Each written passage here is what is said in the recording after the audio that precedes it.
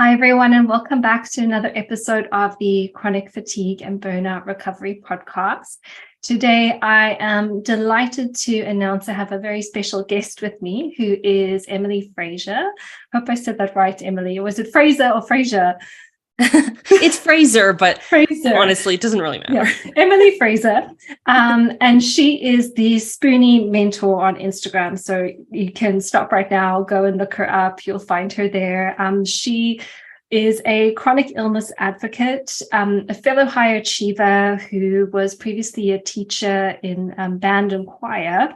And she had her own kind of chronic illness healing journey, or I guess is still on her own chronic illness healing journey since having a car accident in 2018. But she's come a long way, and I'm going to hand it over to her in a moment to tell us all about her journey. But now she shares just fantastic resources online. She has some programs. She has her own podcast, which is the Spoonie podcast. And she's even doing some business coaching for fellow Spoonies and those having chronic illness experiences. So I'm sure you're all probably really excited to hear from her with that introduction. So Emily, I'm going to hand over to you. Welcome so much. Thank you so much for being here. Thank you for having me. Yeah, no, I'm really happy. I always love coming on podcasts where everyone has the same mission of helping people who are struggling with chronic fatigue, because we know we're being underserved by the medical model right now. And yeah, I'm just really happy that you share the resources that you do. So I'm glad to be here. Yeah, thank you. And I want to invite you to share your story in a moment. And I know I didn't say I was going to ask you this question, but I thought actually a really nice place for us to start would be if I ask you to explain what a Spoonie is. Because I think a lot of people listening to this podcast probably already know, but in my own chronic illness journey, I didn't quite get the whole spoon thing in the beginning. So I think it would be just really helpful, considering you are the Spoonie mentor, to lead with what a Spoonie is, and then we'll go into your own personal journey. Totally. Yeah. Happy to explain.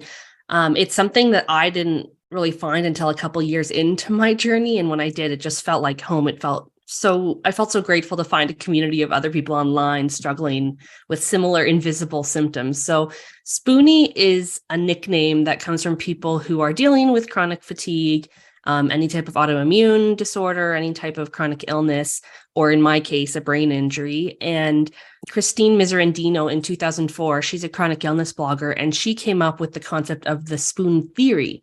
And so spoon theory is a method of pacing that they actually now teach doctors in medical school, which is amazing. And the concept is everyone has a certain amount of spoons when they wake up, and you have to decide where to spend your spoons. So for some people, taking a shower might cost no spoons at all. But for us Spoonies, taking a shower can be absolutely draining and use maybe all of your spoons for the day. So, especially if you have to wash your hair. Yeah, exactly. Right. So all these things, it not only helps us with learning how to pace and alternate taking breaks with using our spoons, it also really helps explain the debilitating fatigue that we are experiencing to our loved ones and other people, which I didn't realize until later on. Now that I've branded myself as the Spoonie mentor, all of my family and friends get it more. Like, they understand what I was going through in the early days. And I was like, I wish I had told everyone about spoon theory and just shared the article. I really just recommend Googling the spoon theory and Christine Miserandino.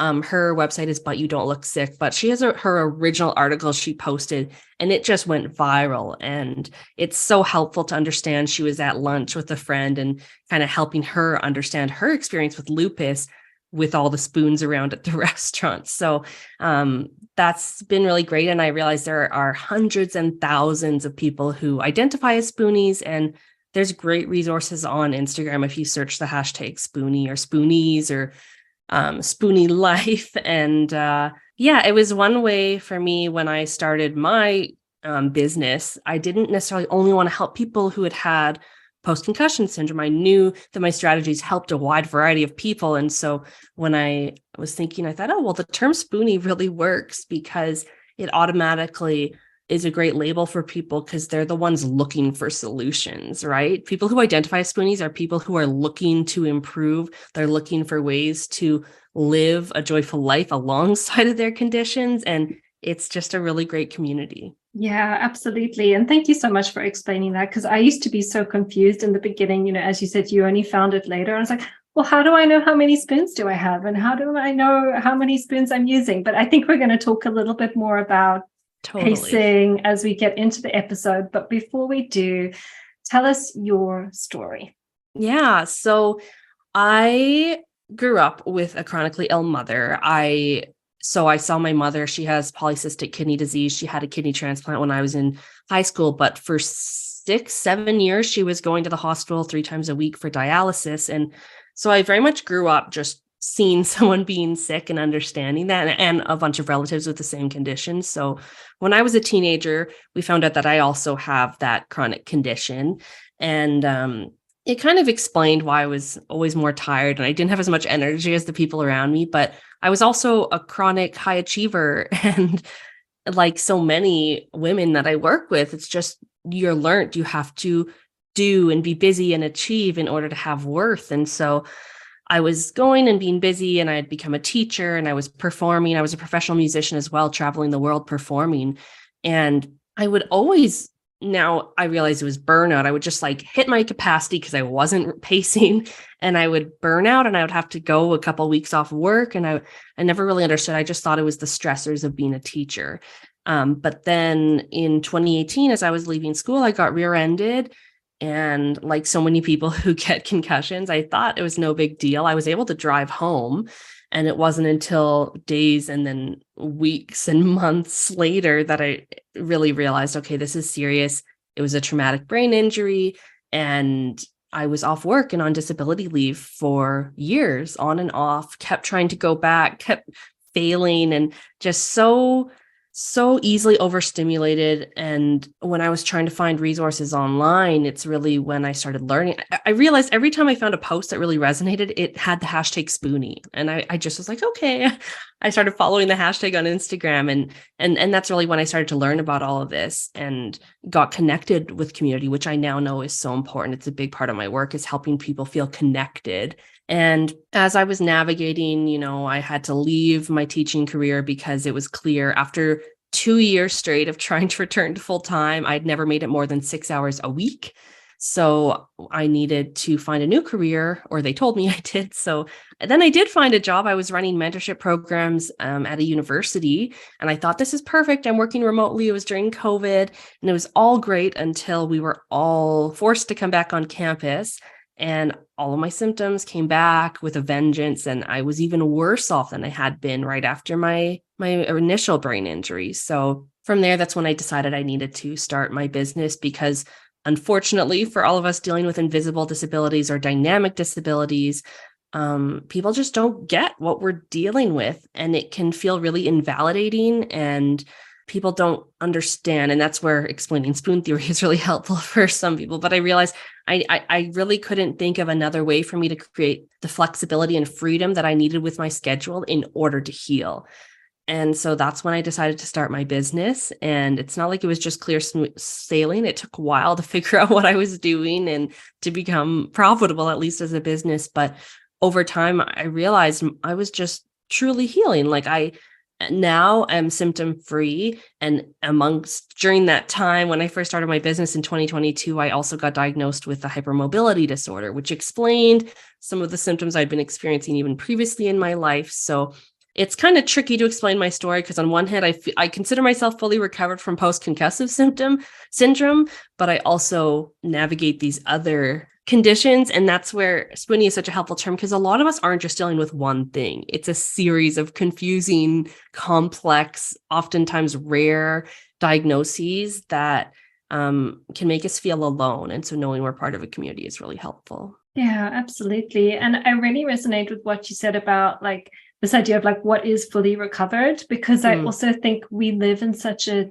like unhelpful system where rest is not prioritized, and we're doing the things that every human should be doing to take care of themselves, whether they identify as a spoonie or not. It's not necessarily always encouraged. So it's difficult for us to really truly thrive in a system that's not healthy.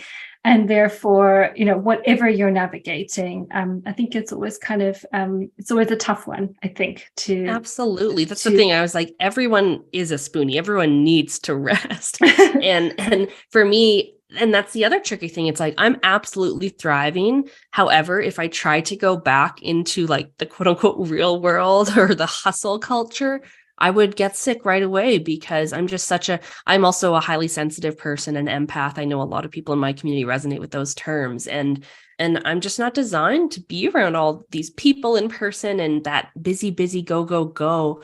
But I also recognize that with this society we've all been raised in and conditioned into feeling like our worth is associated with how productive we are. So many people are disconnected from their bodies and don't even realize that they are sick. They're ignoring symptoms, or they're just pushing through, or they don't even realize that they're experiencing burnout. And so that's also what I'm realizing now. I'm like, well, I've been teaching my strategies with family and friends, and I'm like, well, you should just take my program, but I've been marketing it towards Spoonies. But I'm like, truly, this is just helpful resource. These are helpful resources for anyone, any human, because we're all chronically exhausted and we all need support.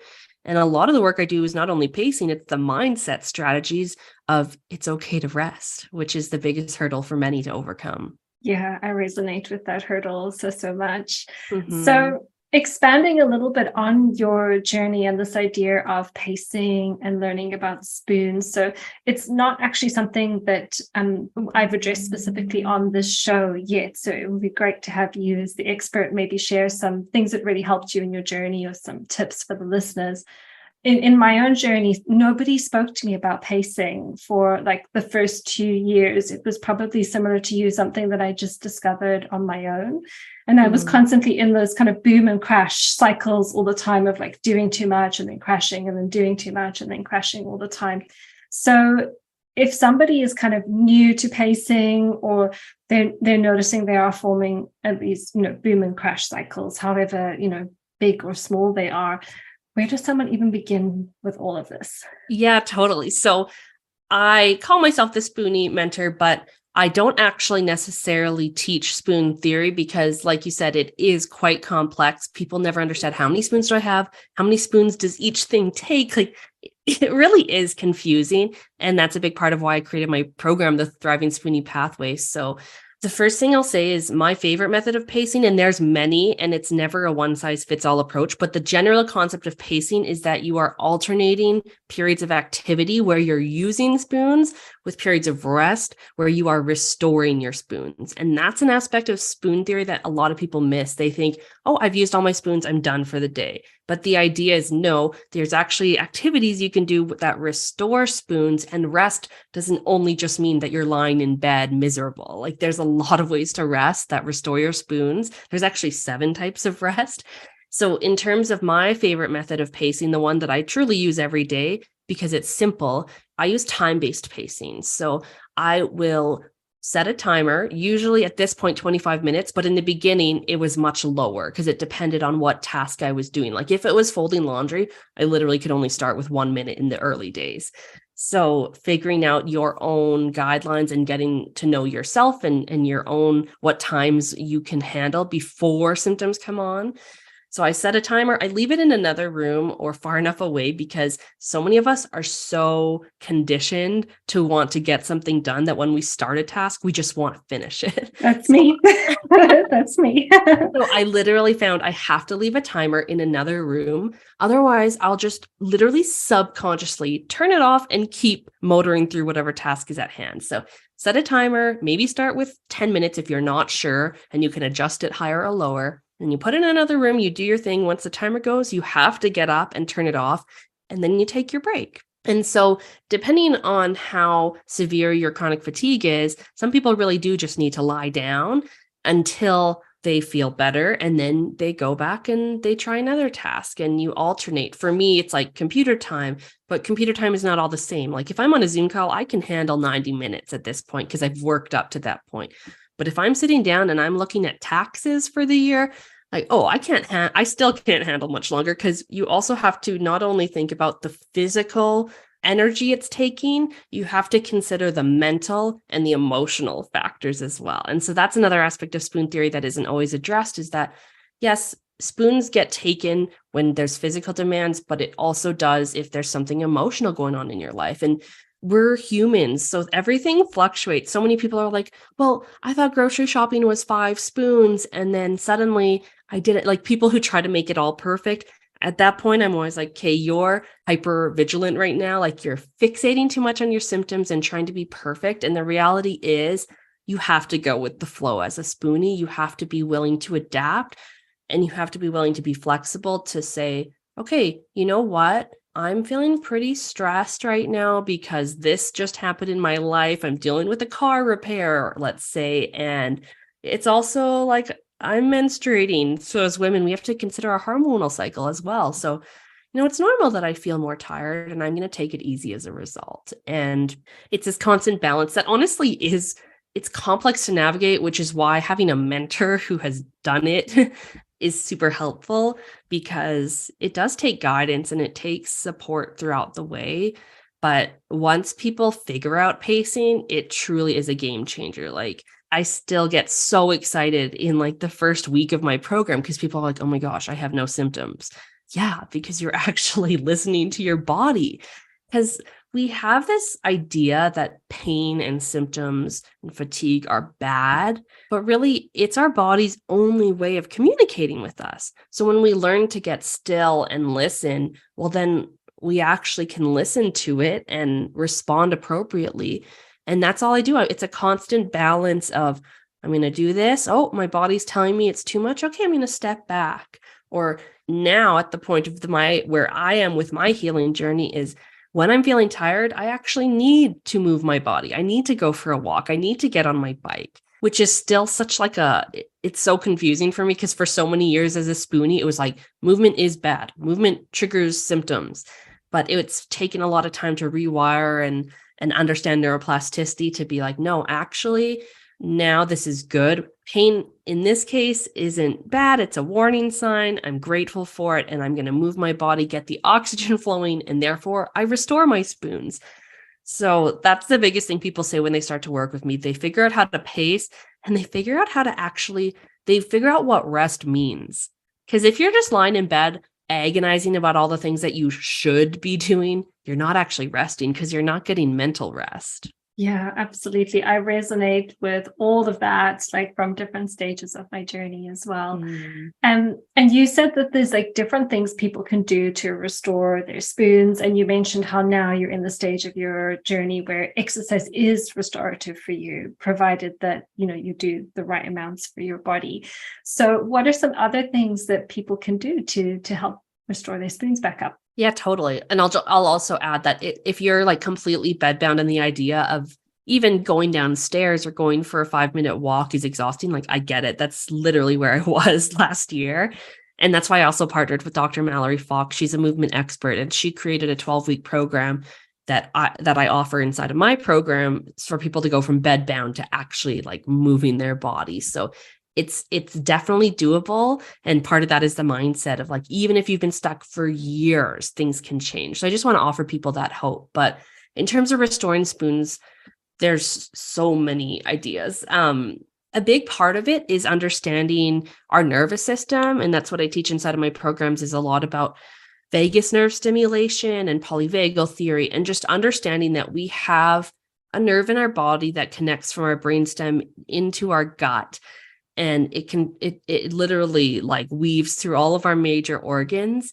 And when we stimulate that vagus nerve, which is what it's called, it helps us restore our spoons so quickly. It's what we absolutely need to get out of our chronic state of fight or flight.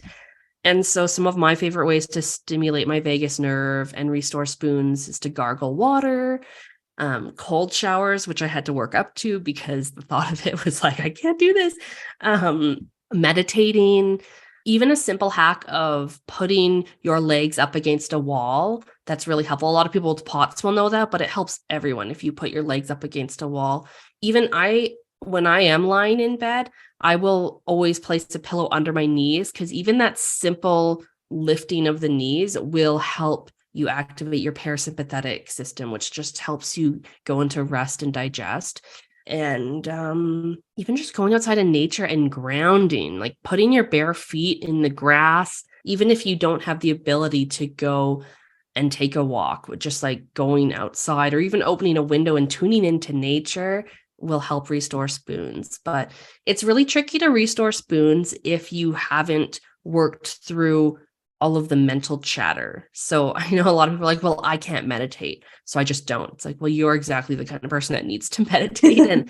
And not just thinking, there's so many types of meditation, right? Like some types are just, okay, try to clear all of your thoughts. And that's tough. So I always suggest other forms of meditation. Like, I mean, there's just so many, just exploring, getting my favorite app is Insight Timer. Oh, And what I I use would, that as well. yeah, I would just type in like headache or any symptom I was experiencing. I would type it in the search bar and then a meditation would come up, and that's what I would do. And that's what I recommend. Just try a new style meditation every day for 30 days and see which one resonates. Oh, I love that as a tip. And I will say I also do so much legs up the wall myself. Before we jumped online today, I was actually doing legs up the wall. And a nice little extra tip is that it's really great to get the oxygen to your brain.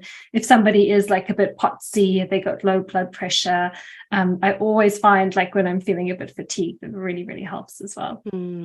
Nice. And I think it's also helpful because to get yourself into that position takes a bit of effort. So you're going to stay in that position for longer because of that. And I think that kind of forces Spoonies to rest a bit more. Yeah, absolutely.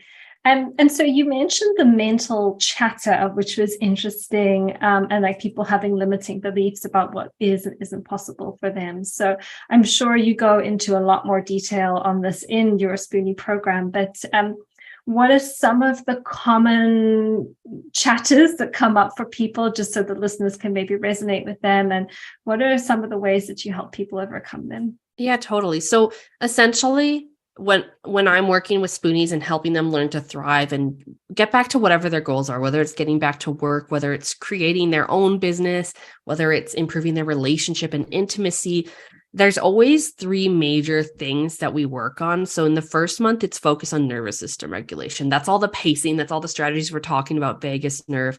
And then the second month is all about mental and emotional resilience. And honestly, that's, I tend to attract high achieving women because we're the ones where it's so ingrained in us that we have to do something. Otherwise we're worthless. And it seems like such a simple thing just to be like, no, you can rest, but people literally need permission to rest. And in that month, we talk a lot about neuroplasticity and the fact that we have the ability to change our neural pathways. And through that process, I guide people to access their subconscious through a variety of techniques that are EMDR informed and using hypnosis techniques. But what we do is we identify what are those deep subconscious limiting beliefs that are keeping us from being able to rest, and what are those mindset things going on. And that's what we work to rewire, because for me, it was so much of, I had this deep limiting belief of my needs don't matter. And it rooted even from being in the crib. When I was a baby, a newborn, I was crying a lot. I was the youngest of three girls. And by then my mom was like, yeah, we just thought you were a bit whiny, but it turned out I had 2 hernia. So I was literally in pain, crying. And at that point, when you're young, when you're age 0 to 7, everything is your subconscious mind. So it doesn't really matter what the truth is. It's what you perceive as an infant, as a newborn, as a young child. And my perception of that when I was crying and no one would come to me was, my needs don't matter. And I only figured that out after the process I guide people through of accessing your subconscious. But once I worked to rewire that to be like, my needs matter and then I matter. Well, another interesting thing is when I was a kid, I used to always mix up. I would say it doesn't care and I don't matter. I would mix that up instead of I don't care and it doesn't matter. I would mix it up. So even literally the number of times I repeated as a child, I don't matter. I don't matter. So I had to go in and rewire that. And it takes consistency and repetition. You don't just flip a switch, but with a lot of reinforcement, those changes started to evolve where I realized my needs matter. I am worthy. And I started to reflect that with my behaviors in real life and in my conscious beliefs. And that's what allowed me to rest, because it was allowing me to take care of myself and nurture my inner child and give her the rest she deserved. And it's this beautiful thing. Yeah, absolutely. Again, like I've just resonate so much with everything that you shared so far. Like, I think it is definitely that high achiever archetype, where we're just so used to pushing through all the time, being busy all the time. And for me, I think it's also just like not even knowing what to do with myself once I stopped. There was just like this void of like, well, what now? And really learning how to get used to a different pace, which I think takes time as well. Totally. It's high achievers and it's also people pleasers because we're sorry. I'm like recovering from a sinus infection, which I've never had before, but I went on a 3-week vacation and I'm like, I got hit with it right when I got back. I was like, probably a bit too much to go on a 3-week vacation. But so yeah, honestly, people pleasers, because we're so used to putting others' needs before ours. It's also codependency. Like, we're so used to doing everything for other people and never thinking about ourselves. So that's why resting, it actually feels threatening to our nervous system, because we've never done that. And it would be an act of self-compassion. So it's so much about working with people to be like, no, you deserve this. You really are. And going and shifting those limiting beliefs into more empowered beliefs. Yeah, absolutely. And I love what you said about the rest can feel so threatening, not because it's actually threatening, but because it's just so foreign and unfamiliar to our system. We're like, what the hell is this? What is this resting thing?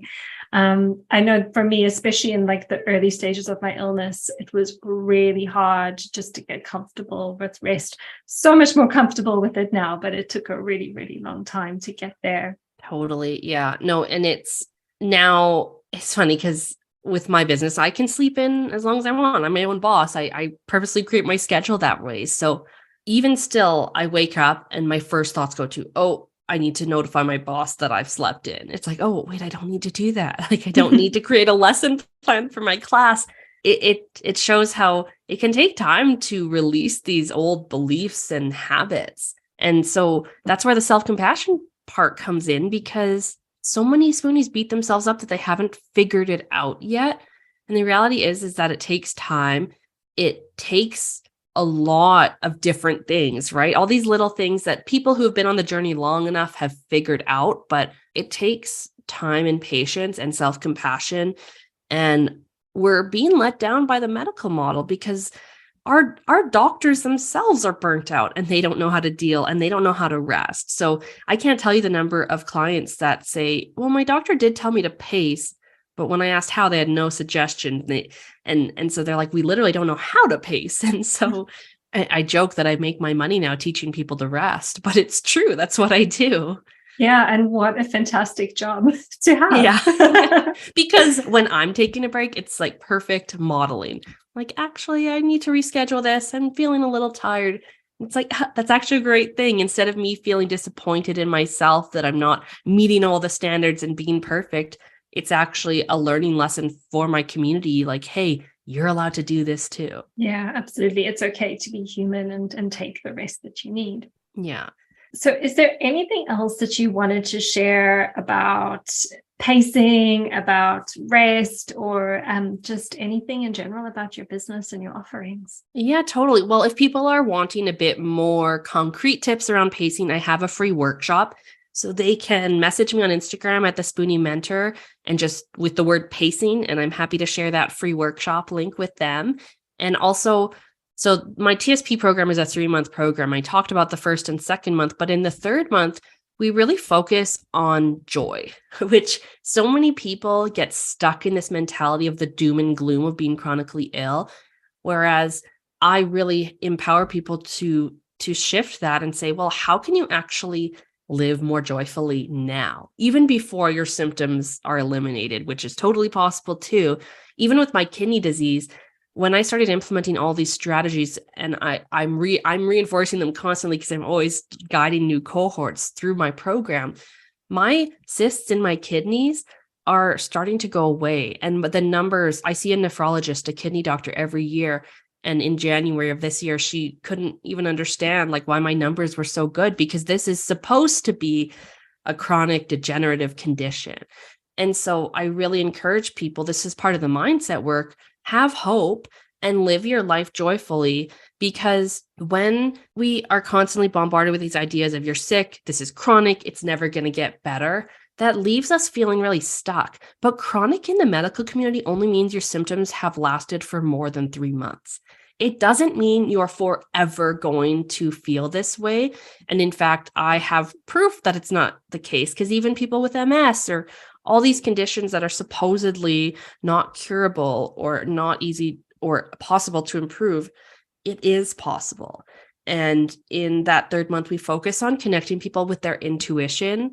I mean, it's a whole holistic program, mind, body, spirit. And you don't have to necessarily be religious or spiritual to join the program, but we are all connected to an intuition, whether you view it as God, source, universe, or just your highest self or your gut, whatever label you like to assign to it. I help people reconnect with that part of themselves. And truly, that is what is the guiding post for every decision we're meant to make. It's how I was able to trust myself to stop seeing these. I used to go to 5 to 7 medical appointments a week, just desperately seeking relief. And when I finally connect with my intuition, it was like, stop doing that. Like, you have the ability, like it was empowering me. And it randomly guided me towards PRP, this platelet rich plasma injections. Like, that was going to seek that doctor, and it happened in such a beautiful, divine way. But when I finally found that doctor, that changed everything. It's how I got my hypermobility diagnosis. It's how I got that treatment, which totally took away all of my neck pain. And I got connected to a physio at their office, and that person is amazing. And now I only go to one appointment every 2 months for maintenance and strengthening. So I can't even tell you how many thousands and thousands and thousands of dollars I wasted just outsourcing my power and desperately seeking solutions. And the reality is, if you're doing so many things at once, there's no way to identify what's working and what's helping with anything. Absolutely. Yeah, people think like, wow, your program's kind of expensive. And I'm like, well, then you don't value your health, because what would you give? Like, this has worked for every single person who's taken my program, and I'm going to be saving you money, because how much are you spending right now on supplements or all these Band-Aids that aren't actually moving the needle? Yeah, I mean, I know also in my health journey, I spent and I was like a practitioner when I first became unwell, so I should have known better.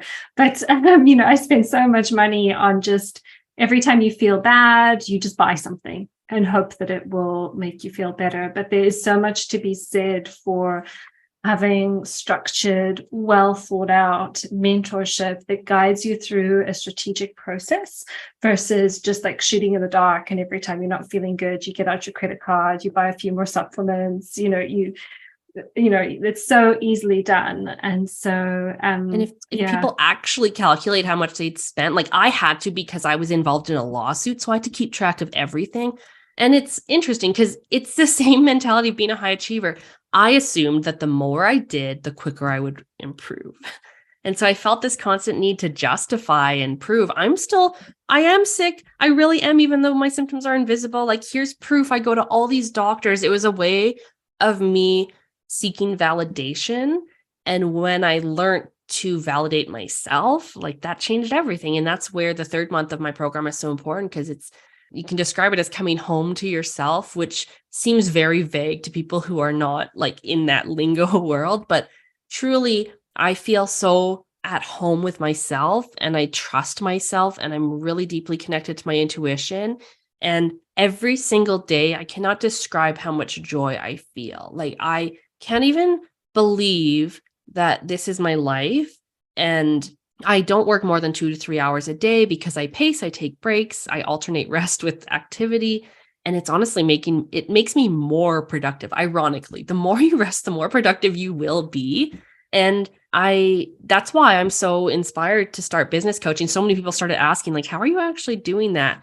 And I realized it can get really disheartening in the beginning when you're talking about being a Spoonie, because really, if you're a Spoonie, you're disabled. You have an invisible disability, and that's a term, unfortunately, that a lot of people resist. But when you actually learn about ableism and internalized ableism and realize how many systemic barriers are in place for us, it's tough. And I felt disheartened because I thought, how do I fix all the systemic barriers? And I knew I couldn't. So I started with, I'm going to help empower individuals, like one step at a time. And now it's a community, it's a movement, and I'm really grateful for that. But I realize now with business coaching, that's a way that I can empower someone to actually make their own money, not have to deal with all of these systems and insurance and disability leave and having to disclose things they don't want to a boss.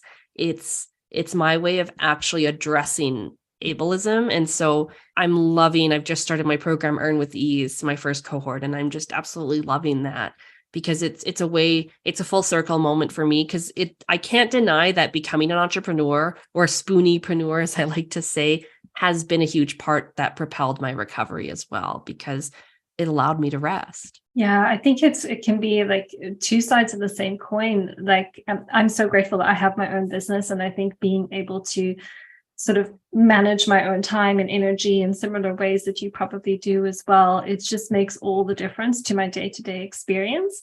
But when I was younger and not as wise, I think having a business where I was being mentored by someone who was much more influenced by like that capitalist hustle culture, I think that was a big contributing factor to becoming unwell in the first place. So I think having someone like yourself who has been through all of this whole journey and can really help people, first of all, see that, yes, you can have a chronic illness and also have a successful business and earn a living for yourself that will help you support your health, but then also have all like the tools and strategies to make it easier. And as you say, earn with ease, and just kind of like shortcut the process so you're not wasting time and precious energy on a whole bunch of stuff you don't need to be doing. Absolutely. Because once you start thinking about this, and then Facebook and Instagram ads will start targeting, you're going to start seeing all these business coaches that are so focused on hustle culture, and they're like scale to multiple 7 figures. And it's so intimidating how much they work. And I had to do so much work to find people who truly were embodying what I wanted for myself, and I couldn't find them. So I had to make my own way, just like I had to figure out my own way and do the research to figure out the evidence-based strategies to help Spoonies thrive. I did the same thing with my own business. And once it worked, I was like, okay, well, I actually owe it to other people to teach these strategies, because genuinely, I haven't found anyone else doing this. Yeah. And I would just second that as well, because when I was kind of coming out of my illness and looking to hire a new mentor, I was actually looking for someone who was like a chronic illness business mentor. I couldn't find anyone. And this was a few years ago, so you weren't here at the time. But I think there's definitely a place for you. And, there's so many people who would benefit from your help. Totally. But another thing is, like, I wouldn't have been successful if I hadn't hired my first business mentor. So it just shows, like, when you have a goal and you want to achieve it, investing or finding a mentor or a coach to help guide you through that process is so worth it. And I hesitated to invest in myself for months in my business. I kept trying to access all the free resources from people, and I felt like I was throwing spaghetti at the wall to see what would stick, similar to people who are figuring out how to pace. Like, I just genuinely did not know what to do. And once I finally invested in a mentor, the difference was almost like when you're investing, it energetically is like, I'm choosing myself. I'm putting myself first. And that just propelled my growth. And of course, I had to adapt the strategies to work for me, because my business coaches didn't have chronic illness, but it still helped propel immense growth. And so that's what I tell people. Like, if you're in doubt, like, invest in yourself. It's so worth it. Yeah, absolutely. And that's also where I think that intuition piece is really important as well, is finding the right people to work with, and people that when you hear them speak or listen to them on a podcast, they really just make you feel like, yes, like this is the person for me. Because I think I feel like I've made all the mistakes, but I've also like invested in things I shouldn't have been investing in, and it's not ended well. But when I have really listened to my own intuition and been like, yes, this person is speaking my language, it's always ended fantastically. Totally, because it's the same thing as a Spoonie looking for doctors and your healthcare team. How many of us have sat in an office where we completely didn't feel heard, but we felt like we were stuck with that person? It's like, it doesn't have to be the case. Like, and it is a little bit of manifesting like good health, because I have a psychologist. I've actually had a couple psychologists take my program, and one of them was not at all into the woo. Like, I love oracle cards and crystals. Like, I don't lie about that stuff. You don't have to join my program. But I remember she was a bit resistant. And then one day I was like, what if you just decided that finding this next doctor would be easy? And you just put it out there. And I taught her kind of my process, and she did, and she found the doctor. And now she's completely Lyme free, and she just trusted. And that's a big part of it too. And that's where I really try to reinforce this message of, it gets to be easy if you allow it to. Yeah. And if you connect to yourself and you listen to that internal wisdom that we all have. Yeah. Yeah, absolutely. Oh, so beautiful. I'm so grateful for the work that you're doing in the world. And it sounds like you've got some incredible offerings. I know I asked you, and then we had like a whole another 15-minute conversation. So do you want to just summarize for people one more time where they can find you, what the different offerings are, and anything else you want to share?